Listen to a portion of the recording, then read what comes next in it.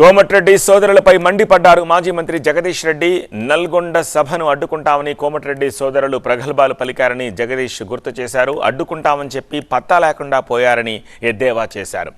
ప్రజా ప్రవాహం ముందు నిలబడితే ఏం జరుగుతుందో తెలుస్తుంది అంటూ జగదీష్ అన్నారు.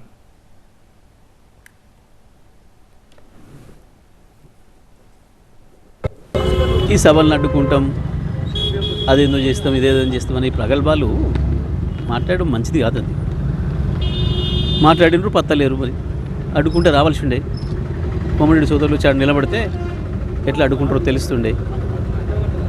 ప్రవాహంలాగా వస్తూ ఉన్నారు ప్రజలు, ఎక్కడెక్కడి నుంచో కదిలి వస్తూ ఉన్నారు స్వచ్ఛందంగా. కేవలం కృష్ణ పరివాహకమే కాదు, అవతల వైపు గోదావరి పరివాహక ప్రాంతం నుంచి కూడా ప్రజలు పెద్ద ఎత్తున కదిలిస్తున్నారు. వస్తే ఆ ప్రవాహం ముందట వీళ్ళు ఏమవుతారో అడ్డం నిలబడితే తెలిసేది స్పష్టంగా. ఎందుకు నలుగురు కార్యకర్తలు రెచ్చగొట్టిడబెట్టి తప్పించుకొని పోవాలి? మనం ఏం చేయగలుగుతాం అదే మాట్లాడాలి. ఈ ఉత్తకోతలు ఎందుకు, చెత్త మాటలు ఎందుకు? అధికారంలో ఉన్నారు, సోయిండాలి కదా మాట్లాడేటప్పుడు, బాధ్యతగా మాట్లాడాలి కదా.